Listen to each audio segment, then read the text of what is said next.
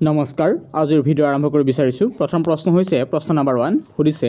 কাক অসমীয়া গদ্যৰ জনক বুলি জনা যায় ইয়াত চাৰিটা উত্তৰ আছে চাৰিটা উত্তৰৰ ভিতৰত যিকোনো এটা কাৰেক্ট এনসাৰ আছে নিশ্চয় যদিহে জানে প্ৰতিটো প্ৰশ্নৰ তলত সুন্দৰকৈ কমেন্ট বক্সত কমেন্ট কৰি যাব পাৰে ইতিমধ্যে কমেন্ট বক্স খোলা হৈছে এই প্ৰশ্নৰ শুদ্ধ উত্তৰ হ'ব option number B is the correct answer হেয়া হৈছে ভট্টদেৱ গতিকে মনত ৰাখিব যে ভট্টদেৱ অসমীয়া গদ্য সাহিত্যৰ জনক বুলি জনা যায় নেক্সট অপচন হৈছে কুৱেশ্যন নম্বৰ 2 Question number 2 সুধিছে কথা ভাগৱত নিম্নলিখিত কোনে ৰচনা কৰা কথা ভাগৱত নিম্নলিখিত কোনে ৰচনা কৰা এই অপচনৰ শুদ্ধ উত্তৰ হ'ব option number B is the correct answer হেয়া হৈছে ভট্টদেৱ গতিকে মনত ৰাখিব ভট্টদেৱে কথা ভাগৱত ৰচনা কৰিছিল নেক্সট অপচন হৈছে question number next option click next option হৈছে কুৱেশ্যন নম্বৰ 3 সুধিছে যে ৰত্নকণ্ডলী আৰু অৰ্জুন দাস বৈৰাগীৰ দ্বাৰা লিখা বুৰঞ্জীখনৰ নাম কি অতি ইম্পৰ্টেণ্ট প্ৰশ্ন এই প্ৰশ্নৰ শুদ্ধ উত্তৰ কোনটো হ'ব গতিকে এই অপচনৰ শুদ্ধ উত্তৰ হ'ব option number A is the correct answer হেয়া হৈছে ত্ৰিপুৰা বুৰঞ্জী গতিকে মনত ৰাখিব যে ৰত্নকণ্ডলী আৰু অৰ্জুন দাস বৈৰাগীৰ দ্বাৰা লিখা বুৰঞ্জীখনৰ নাম হৈছে ত্ৰিপুৰা বুৰঞ্জী নেক্সট অপচন হৈছে কুৱেশ্যন নম্বৰ 4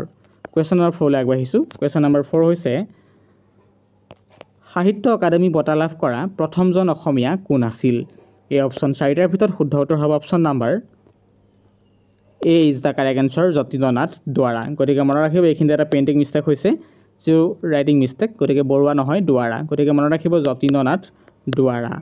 গতিকে যদিহে ভিডিঅ'টো উপকৃত হৈছে নিশ্চয় ভিডিঅ'টো প্লিজ আপোনাৰ প্ৰিয় বন্ধুলৈ শ্বেয়াৰ কৰিব আৰু এইখিনিতে খুব ইম্পৰ্টেণ্ট ইনফৰমেশ্যন দি আছোঁ প্লিজ ভিডিঅ'টো স্কিপ কৰিব নেচাব খুব ইম্পৰ্টেণ্ট নলেজ আপোনালোকে লাভ কৰি আছে নেক্সট অপচন হৈছে কুৱেশ্যন নম্বৰ 5 কুৱেশ্যন নম্বৰ 5 সোধা হৈছে যে question number 5 click question number 5 অসমীয়া ভাষাৰ সাহিত্য একাডেমী পুৰস্কাৰ প্ৰাপ্ত কৰা প্ৰথম পুথিখনৰ নাম কি অসমীয়া ভাষাৰ সাহিত্য একাডেমী পুৰস্কাৰ প্ৰাপ্ত কৰা প্ৰথম পুথিখনৰ নাম কি এই অপচনৰ শুদ্ধ উত্তৰ হ'ব option number D is the correct answer হেয়া হৈছে বনফুল গতিকে মনত ৰাখিব অসমীয়া ভাষা সাহিত্যৰ একাডেমী পুৰস্কাৰ প্ৰাপ্ত কৰা প্ৰথম পুথিখনৰ নাম হৈছে বনফুল নেক্সট অপচন হৈছে কুৱেশ্যন নম্বৰ 6 কুৱেশ্যন নম্বৰ 6ত সুধিছে ইংৰাজী সাহিত্যৰ বাবে সাহিত্য একাডেমী বঁটা লাভ কৰা প্ৰথমজন কোন আছিল ইংৰাজী সাহিত্যৰ বাবে সাহিত্য একাডেমী বঁটা লাভ কৰা প্ৰথমজন কোন আছিল এই অপচনৰ শুদ্ধ উত্তৰ হ'ব option number B is the correct answer হেয়া হৈছে আৰ কে নাৰায়ণ গতিকে মনত ৰাখিব আৰ কে নাৰায়ণে ইংৰাজী সাহিত্যৰ বাবে সাহিত্য একাডেমী বঁটা লাভ কৰা প্ৰথমজন ব্যক্তি নেক্সট অপচন হৈছে question number 7 question number 7 click question number 7 সুধিছে কুৱেশ্যন নম্বৰ 7 হৈছে ভাৰতৰ সৰ্বোচ্চ সাহিত্য সন্মান জ্ঞানপীঠ বঁটা বিজয়ী প্ৰথম সাহিত্যিকজন কোন আছিল ভাৰতৰ সৰ্বোচ্চ সাহিত্য সন্মান জ্ঞানপীঠ বঁটা বিজয়ী প্ৰথম সাহিত্যিকজন আছিল এই প্ৰশ্নৰ ভিতৰত শুদ্ধ উত্তৰ হ'ব option number C is the correct answer হেয়া হৈছে জি শংকৰ কুৰুপ গতিকে মনত ৰাখিব জি শংকৰ কুৰুপ হৈছে ভাৰতৰ সৰ্বোচ্চ সাহিত্য সন্মান জ্ঞানপীঠ বঁটা বিজয়ী প্ৰথম সাহিত্যিকজনৰ নাম নেক্সট অপচন হৈছে কুৱেশ্যন নম্বৰ 8 কুৱেশ্যন নম্বৰ 8 সুধিছে জ্ঞানপীঠ বঁটা বিজয়া প্ৰথম অসমীয়া সাহিত্যিকজন কোন আছিল জ্ঞানপীঠ বঁটা বিজয়ী প্ৰথম অসমীয়া সাহিত্যিকজন কোন আছিল এই অপচনৰ শুদ্ধ উত্তৰ হ'ব option number B is the correct answer Birendra Kumar Bhattacharya গতিকে মনত ৰাখিব বীৰেন্দ্ৰ কুমাৰ ভট্টাচাৰ্য জ্ঞানপীঠ বঁটা বিজয়ী প্ৰথম অসমীয়া সাহিত্যিক নেক্সট অপচন হৈছে অতি ইম্পৰ্টেণ্ট সেয়া হৈছে 9 নম্বৰ বীৰেন্দ্ৰ কুমাৰ ভট্টাচাৰ্যই কোন বছৰত জ্ঞানপীঠ বঁটা লাভ কৰিছিল এই অপচনৰ শুদ্ধ উত্তৰ হ'ব অপচন নম্বৰ কোনটো সেয়া হ'ব C is the correct answer 1979 গতিকে মনত ৰাখিব বীৰেন্দ্ৰ কুমাৰ ভট্টাচাৰ্যই 1979 চনত তেওঁ জ্ঞানপীঠ বঁটা লাভ কৰিছিল এইখিনিও জনাই থব বিচাৰিছোঁ ইতিমধ্যে যোৱা বিশেষকৈ আমাৰ এডিআৰিৰ তৃতীয় বৰ্গৰ HSSLC লেভেলৰ পৰীক্ষা অনুষ্ঠিত হ'ল তাত দেখিবলৈ পোৱা গ'ল যে সৰহসংখ্যক সহজ প্ৰশ্ন আহিছে গতিকে আজি ভিডিঅ'ত বহুতো সহজ প্ৰশ্ন লাভ কৰিছে এনে নহয় যে আপোনালোকে সহজ প্ৰশ্ন আহিব গতিকে পৰীক্ষাত আপোনালোকে সহজ প্ৰশ্ন দেখিবলৈ পাব বেচলাৰ ডিগ্ৰী হওক ড্ৰাইভাৰ পদৰ হওক বা অন্যান্য পদৰ হওক যিয়ে নহওক আপোনালোকে দেখিবলৈ পাব অসম পুলিচৰ হওক আপোনালোকে সহজ প্ৰশ্ন দেখিবই কিন্তু এটা কথা মনত ৰাখিব যে সহজ প্ৰশ্ন সকলোখিনি নহয় গতিকে আজি ইম্পৰ্টেণ্ট ইনফৰমেশ্যন এইভাৱে কোৱা হৈছে কাৰণ যোৱাবাৰ বহুতে পচলাত দাঁত ভগাৰ দৰে হৈছে যে আপোনালোকে পচলাত দাঁত ভাগিব নালাগে সেইবাবে এনেকুৱা সহজ প্ৰশ্ন আপোনালোকলৈ তৈয়াৰ কৰি লৈ অনা হৈছে আজিৰ ভিডিঅ'টিত গতিকে আৰু শেষলৈকে ভিডিঅ'টি চাই যাব স্কিপ নকৰিব সহজ বুলি হ'লেই নেক্সট অপচন হৈছে question number 11 question number 11 click question number 11 হৈছে ডক্টৰ বীৰেন্দ্ৰ কুমাৰ ভট্টাচাৰ্যই জ্ঞানপীঠ বঁটা লাভ কৰা উপন্যাসখনৰ নাম কি ডক্টৰ বীৰেন্দ্ৰ কুমাৰ ভট্টাচাৰ্যই জ্ঞানপীঠ বঁটা লাভ কৰা উপন্যাসখনৰ নাম কি এই অপশ্যনৰ শুদ্ধ উত্তৰ হ'ব অপশ্যন নাম্বাৰ কোনটো সেয়া হ'ব D is the correct answer সেয়া হৈছে মৃত্যুঞ্জয় গতিকে মনত ৰাখিব ডক্টৰ বীৰেন্দ্ৰ কুমাৰ ভট্টাচাৰ্যই জ্ঞানপীঠ বঁটা লাভ কৰা উপন্যাসখনৰ নাম হৈছে মৃত্যুঞ্জয় নেক্সট অপশ্যন হৈছে কুৱেশ্যন নাম্বাৰ 12 কুৱেশ্যন নাম্বাৰ 12ত সুধিছে অসম উপত্যকা সাহিত্য বঁটা লাভ কৰা প্ৰথম ব্যক্তিজন কোন আছিল এই অপশ্যনৰ শুদ্ধ উত্তৰ যদিহে জানে কমেণ্ট কৰিব পাৰে এই অপশ্যনৰ শুদ্ধ উত্তৰ হ'ব option number B is the correct answer doctor Bhabendranath Saikia গতিকে মনত ৰাখিব ডক্টৰ ভৱেন্দ্ৰনাথ শইকীয়াই অসম উপত্যকা সাহিত্য বঁটা লাভ কৰা প্ৰথম ব্যক্তিজনৰ নাম নেক্সট অপশ্যন হৈছে কুৱেশ্যন নাম্বাৰ 13 কুৱেশ্যন নাম্বাৰ 13 সুধিছে অসম উপত্যকা সাহিত্য বঁটা কিমান চনৰ পৰা প্ৰদান কৰা হয় এই অপশ্যনৰ শুদ্ধ উত্তৰ হ'ব option number D is the correct answer সেয়া কোনটো হ'ব সেয়া হৈছে 2000 চনত গতিকে মনত ৰাখিব অসম উপত্যকা সাহিত্য বঁটা কিমান চনৰ পৰা প্ৰদান কৰা হয় 2000 চনৰ পৰা যদি ভিডিঅ'টি উপকৃত হৈছে নিশ্চয় ভিডিঅ'টি লাইক কৰিব চেনেলটিক ছাবস্ক্ৰাইব কৰিব যাতে দৈনিক এনে ভিডিঅ' আপোনালোকে লাভ কৰিব পাৰে নেক্সট প্ৰশ্নলৈ আগবাঢ়িছোঁ নেক্সট প্ৰশ্ন হৈছে কুৱেশ্যন নাম্বাৰ 14 কুৱেশ্যন নাম্বাৰ 14 সুধিছে যে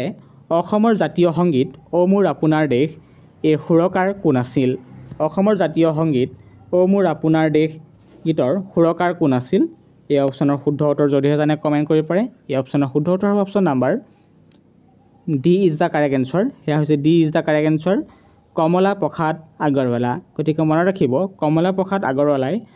অসমৰ জাতীয় সংগীত অ' মোৰ আপোনাৰ দেশ সুৰকাৰ আছিল এই গীতটিৰ নেক্সট অপশ্যন হৈছে question number 15 question number 15 click question number 15 হৈছে কিমান চনত অসম সাহিত্য সভাৰ জন্ম হয় কিমান চনত অসম সাহিত্য সভাৰ জন্ম হয় এই অপশ্যনৰ শুদ্ধ উত্তৰ হ'ব option number C is the correct answer 1917 গতিকে 1917 চনত অসম সাহিত্য সভাৰ জন্ম হয় নেক্সট অপশ্যন হৈছে 16 নেক্সট অপশ্যন 16ত সোধা হৈছে যে অসম সাহিত্য সভাৰ প্ৰথম সভাপতিজনৰ নাম কি আছিল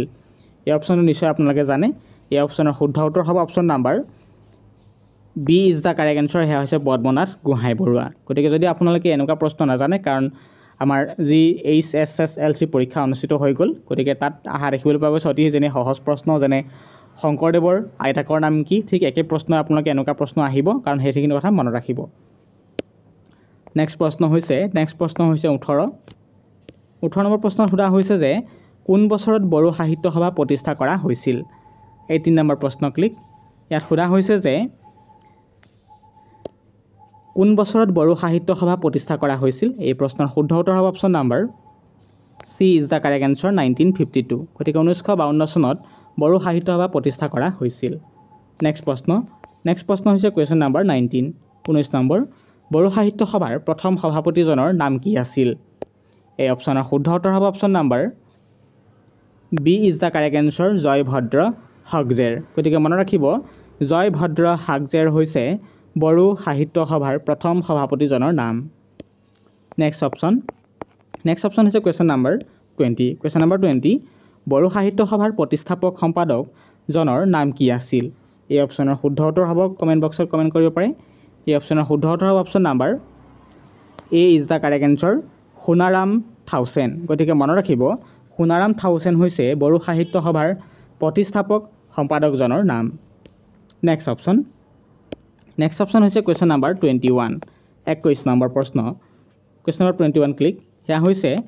শ্ৰীমন্ত শংকৰদেৱ বঁটা কিমান চনৰ পৰা প্ৰদান কৰা হয় এই অপশ্যনৰ শুদ্ধ উত্তৰ হ'ব option number B is the correct answer 1986 গতিকে 1986 চনৰ পৰা শ্ৰীমন্ত শংকৰদেৱ বঁটা প্ৰদান কৰি অহা হৈছে নেক্সট অপশ্যন হৈছে 22 নম্বৰ 22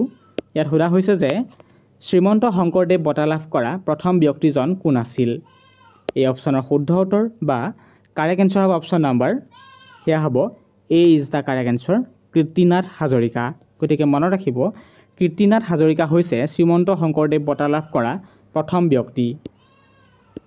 অসমীয়া মনত ৰাখিব নেক্সট অপশ্যন আগবাঢ়িছোঁ নেক্সট অপশ্যন হৈছে কুৱেশ্যন নাম্বাৰ 23 কুৱেশ্যন নাম্বাৰ 23 সুধিছে সংগীত নাটক একাডেমি বঁটা লাভ কৰা প্ৰথমগৰাকী অসমীয়া মহিলা কোন সংগীত নাটক একাডেমি বঁটা লাভ কৰা প্ৰথমগৰাকী অসমীয়া কোন এই অপশ্যনৰ শুদ্ধ উত্তৰ হ'ব option number C is the correct answer Pratima Pandey Barua গতিকে মনত ৰাখিব প্ৰতিমা পাণ্ডে বৰুৱাই সংগীত নাটক একাডেমি বঁটা লাভ কৰা প্ৰথমগৰাকী অসমীয়া মহিলা নেক্সট অপশ্যন হৈছে কুৱেশ্যন নাম্বাৰ 24 গতিকে ভিডিঅ'টো যদি উপকৃত হৈছে নিশ্চয় ভিডিঅ'টি আপোনাৰ প্ৰিয় বন্ধুলৈ শ্বেয়াৰ কৰিব কুৱেশ্যন নাম্বাৰ 24 সুধিছে দক্ষিণ পূব এছিয়া ৰামায়ণ গৱেষণা কেন্দ্ৰৰ প্ৰতিষ্ঠাপক কোন অতি ইম্পৰ্টেণ্ট প্ৰশ্ন কৈ আছোঁ দক্ষিণ পূব এছিয়া ৰামায়ণ গৱেষণা কেন্দ্ৰৰ প্ৰতিষ্ঠাপক কোন এই অপশ্যনৰ শুদ্ধ উত্তৰ হ'ব অপশ্যন নাম্বাৰ কোনটো হ'ব সেয়া হ'ব B is the correct answer doctor Mamoni Raisom Goswami গতিকে মনত ৰাখিব ডক্টৰ মামণি ৰয়ছম গোস্বামী হৈছে দক্ষিণ পূব এছিয়া ৰামায়ণ গৱেষণা কেন্দ্ৰৰ প্ৰতিষ্ঠাপক নেক্সট অপশ্যন হৈছে কুৱেশ্যন নাম্বাৰ 11 কুৱেশ্যন নাম্বাৰ 11 সুধিছে নাগালেণ্ডৰ হৰ্ণবিল উৎসৱ নিম্নলিখিত কোনটো স্থানত উদযাপন কৰা হয় নাগালেণ্ডৰ হৰ্ণবিল উৎসৱ তলত স্থানত কোনটো স্থানত উদযাপন কৰা হয় চাৰিটাৰ ভিতৰত সেয়া হ'ব কোনটো B is the correct answer সেয়া হৈছে কিছামা গতিকে মনত ৰাখিব কিছামা স্থানত নাগালেণ্ডৰ হৰ্ণবিল উৎসৱ বা হৰ্ণবিল ফেষ্টিভেল উদযাপন কৰা হয় কোনটো স্থানত কিছামা মনত ৰাখিব নেক্সট অপশ্যন হৈছে কুৱেশ্যন নাম্বাৰ 12 কুৱেশ্যন নাম্বাৰ 14 গতিকে নাম্বাৰিঙৰ ওপৰত গুৰুত্ব নিদিব কুৱেশ্যনখিনিৰ ওপৰত গুৰুত্ব দিব ইয়াত সোধা হৈছে চেৰাও নৃত্য নিম্নলিখিত কোনখন ৰাজ্যৰ এক জনপ্ৰিয় পৰম্পৰাগত নৃত্য এই অপশ্যনৰ শুদ্ধ উত্তৰ হ'ব option number D is the correct answer সেয়া হৈছে মিজোৰাম গতিকে মনত ৰাখিব চেৰাও নৃত্য তলৰ মিজোৰামত জনপ্ৰিয় পৰম্পৰাগত এটা নৃত্য প্ৰিয় বন্ধু বান্ধৱীসকল যদি এই ভিডিঅ'টি উপকৃত হৈছে নিশ্চয় ভিডিঅ'টি লাইক কৰিব লগতে চেনেলটি যদি এতিয়ালৈকে ছাবস্ক্ৰাইব কৰা নাই চেনেলটিক ছাবস্ক্ৰাইব কৰিব ভিডিঅ'টি আপোনাৰ প্ৰিয় বন্ধুলৈ শ্বেয়াৰ কৰিব লগতে আজি ভিডিঅ'টো সহজ প্ৰশ্ন দেখিছে বুলি আপোনালোকে স্কিপ নকৰিব কাৰণ যোৱা পৰীক্ষাসমূহত বা পৰীক্ষাটোত যি HSSLC পৰীক্ষা অনুষ্ঠিত হৈছিল তাত তেনেই সহজ প্ৰশ্ন দেখিবলৈ পোৱা গৈছিল তাৰে বহু সংখ্যক কেণ্ডিডেটৰ পচলাত দাঁত ভঙাৰ দৰে অৱস্থা হৈছে গতিকে সেইবাবে আজি ইম্পৰ্টেণ্ট সহজ প্ৰশ্ন লৈ আহিছোঁ আপোনালোকে ইগন'ৰ নকৰিব সহজ প্ৰশ্ন বুলি কাৰণ আপোনালোকে আগত কমেণ্ট কৰি থাকে যে সহজ প্ৰশ্ন নাহে কাৰণ দেখিবলৈ পোৱা গ'ল যে সহজ প্ৰশ্ন আহিবই গতিকে মনত ৰাখিব এইবাৰো ঠিক সেইদৰে 15টা 20টামান বেচলাৰ ডিগ্ৰী বা HSS যিটো আমাৰ ড্ৰাইভাৰ পদৰ আছে বা ঠিক সেইদৰে আহিবলগীয়া পৰীক্ষাসমূহতো সহজ প্ৰশ্ন দেখিবলৈ পাব নেক্সট প্ৰশ্ন আগবাঢ়িছোঁ নেক্সট প্ৰশ্ন হৈছে কুৱেশ্যন নাম্বাৰ 15 কুৱেশ্যন নাম্বাৰ 15 সুধিছে প্ৰথমতে কোনখন উত্তৰ পূব ৰাজ্যই অসমৰ পৰা আঁতৰি এখন পূৰ্ণাংগ ৰাজ্য গঠন কৰিছিল প্ৰথমতে কোনখন উত্তৰ পূব ৰাজ্যই অসমৰ পৰা আঁতৰি এখন পূৰ্ণাংগ ৰাজ্য গঠন কৰিছিল এই অপশ্যনৰ শুদ্ধ উত্তৰ যদিহে জানে কমেণ্ট কৰিব পাৰে এই অপশ্যনৰ শুদ্ধ উত্তৰ হ'ব option number A is the correct answer সেয়া হৈছে নাগালেণ্ড গতিকে মনত ৰাখিব নাগালেণ্ড হৈছে প্ৰথমতে উত্তৰ পূব ৰাজ্যই অসমৰ পৰা আঁতৰি এখন পূৰ্ণাংগ ৰাজ্য গঠন কৰিছিল গতিকে মনত ৰাখিব উত্তৰ পূব ৰাজ্যৰ অসমৰ পৰা আঁতৰি কোনখনে পূৰ্ণাংগ ৰাজ্য গঠন কৰিছিল নাগালেণ্ডে সেইটো কথা মনত ৰাখিব নেক্সট অপশ্যন হৈছে কুৱেশ্যন নাম্বাৰ 16 কুৱেশ্যন নাম্বাৰ 16 সোধা হৈছে নিশ্চয় দেখিছে question number 16 click question number 16 হৈছে কোন বছৰত মণিপুৰ মেঘালয় আৰু ত্ৰিপুৰা ভাৰতৰ পূৰ্ণাংগ ৰাজ্য হৈ পৰিছিল এই অপশ্যনৰ শুদ্ধ উত্তৰ যদিহে জানে কমেণ্ট কৰিব পাৰে এই অপশ্যনৰ শুদ্ধ উত্তৰ হ'ব option number B is the correct answer 1972 চনত গতিকে মনত ৰাখিব 1972 চনত মণিপুৰ মেঘালয় আৰু ত্ৰিপুৰা ভাৰতৰ পূৰ্ণাংগ ৰাজ্য হৈ পৰিছিল নেক্সট অপশ্যন হৈছে question number 17 question number 7 next option আহিছোঁ নেক্সট অপশ্যন হৈছে কুৱেশ্যন নাম্বাৰ 17 সুধিছে উত্তৰ পূব সীমান্ত অঞ্চল বা নেফা কেতিয়া অৰুণাচল প্ৰদেশ নামেৰে ভাৰতৰ কেন্দ্ৰীয় শাসিত অঞ্চল হৈ পৰিছিল এই অপশ্যনৰ শুদ্ধ উত্তৰ কোনটো হ'ব এই অপশ্যনৰ শুদ্ধ উত্তৰ হ'ব option number D is the correct answer 1972 গতিকে মনত ৰাখিব 1972 চনত গতিকে 1972 চনত উত্তৰ পূব সীমান্ত অঞ্চল বা নেফা বিশেষকৈ অৰুণাচল প্ৰদেশ নামেৰে ভাৰতৰ কেন্দ্ৰীয় শাসিত অঞ্চল হৈ পৰিছিল যদি এই ভিডিঅ'টো উপকৃত হৈছে নিশ্চয় ভিডিঅ'টি অন্ততঃ লাইক কৰিব কেনে পাইছে কমেণ্ট বক্সত কমেণ্ট কৰিব নেক্সট অপশ্যন হৈছে 18 নম্বৰ প্ৰশ্ন ভাৰতীয় সংবিধানৰ নিম্নলিখিত কোনটো সংশোধনৰ দ্বাৰা ছিকিম ভাৰতৰ এখন ৰাজ্য হৈ পৰিছিল এই অপশ্যনৰ শুদ্ধ উত্তৰ কোনটো হ'ব এই অপশ্যনৰ শুদ্ধ উত্তৰ হ'ব option number C is the correct answer 36তম আৰু 1975। গতিকে মনত ৰাখিব যে ভাৰতীয় সংবিধানৰ নিম্নলিখিত কোনটো সংশোধনৰ দ্বাৰা ছিকিম ভাৰতৰ এখন ৰাজ্য হৈ পৰিছিল? 36তম 1975 সেইটো কথা মনত ৰাখিব। নেক্সট অপশ্যন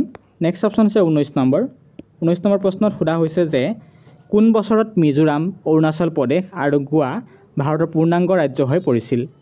কোন বছৰত মিজোৰাম, অৰুণাচল প্ৰদেশ আৰু গোৱা ভাৰতৰ পূৰ্ণাংগ ৰাজ্য হৈ পৰিছিল? এই অপশ্যনৰ শুদ্ধ উত্তৰ হ'ব option number D is the correct answer 1987। গতিকে 1978 চনত বিশেষকৈ মিজোৰাম, অৰুণাচল প্ৰদেশ আৰু গোৱা ভাৰতৰ পূৰ্ণাংগ ৰাজ্য হৈ পৰিছিল। যদি ভাল পাইছে অন্ততঃ লাইক কৰিব, চেনেলটি যদি ছাবস্ক্ৰাইব কৰিব আৰু প্ৰিয় বন্ধুলৈ শ্বেয়াৰ কৰিব যাতে তেখেতলোকেও চাকৰিত উপকৃত হয়। নেক্সট অপশ্যন হৈছে question number 20। Question number 20 number সুধিছে কিমান চনত উত্তৰ পূব পৰিষদ গঠন কৰা হৈছিল? কিমান চনত উত্তৰ পূব পৰিষদ গঠন কৰা হৈছিল? এই অপশ্যনৰ শুদ্ধ উত্তৰ হ'ব option number A is the correct answer 1971। 1971 চনত উত্তৰ পূব পৰিষদ গঠন কৰা হৈছিল। ইতিমধ্যে অন্তিমটো প্ৰশ্ন স্থানত ভৰি দিছোঁ। যদি ভিডিঅ'টি উপকৃত হৈছে নিশ্চয় ভিডিঅ'টি আপোনাৰ প্ৰিয় বন্ধুলৈ শ্বেয়াৰ কৰিব। এইটো অন্তিমটো প্ৰশ্ন হৈছে ভিডিঅ'ৰ অন্তিমটো প্ৰশ্ন, সেয়া হৈছে 21। কোন বছৰত ছিকিমক উত্তৰ পূব পৰিষদ অন্তৰ্ভুক্ত কৰা হয়? কোন বছৰত ছিকিমক উত্তৰ পূব পৰিষদত অন্তৰ্ভুক্ত কৰা হৈছিল? এই অপশ্যনৰ শুদ্ধ উত্তৰ যদিহে জানে কমেণ্ট কৰিব পাৰে। এই অপশ্যনৰ শুদ্ধ উত্তৰ হ'ব option number C is the correct answer, সেয়া হৈছে 2002 চনত। গতিকে মনত ৰাখিব যে 2002 চনত কি হৈছিল? বিশেষকৈ ছিকিমক উত্তৰ পূব পৰিষদত অন্তৰ্ভুক্ত কৰা হৈছিল। প্ৰিয় বন্ধু বান্ধৱীসকল, আজিৰ ভিডিঅ' ইমানে আছিল। ভিডিঅ'টোৰ পৰা যদি অন্তত উপকৃত হৈছে নিশ্চয় ভিডিঅ'টি আপোনাৰ প্ৰিয় বন্ধুলৈ শ্বেয়াৰ কৰিব, লাইক কৰিব। চেনেলটি যদি ছাবস্ক্ৰাইব কৰা চেনেলটি ছাবস্ক্ৰাইব কৰা, ভিডিঅ'টি চাই কেনে পাইছে নিশ্চয় কমেণ্ট বক্সত কমেণ্ট কৰিব। আৰু লগতে সহজ প্ৰশ্ন বুলি ভিডিঅ'খিনি ইগন'ৰ নকৰিব, কাৰণ সহজ প্ৰশ্নই আপোনাক পচলাত দাঁত ভাঙিব পাৰে। ধন্যবাদ।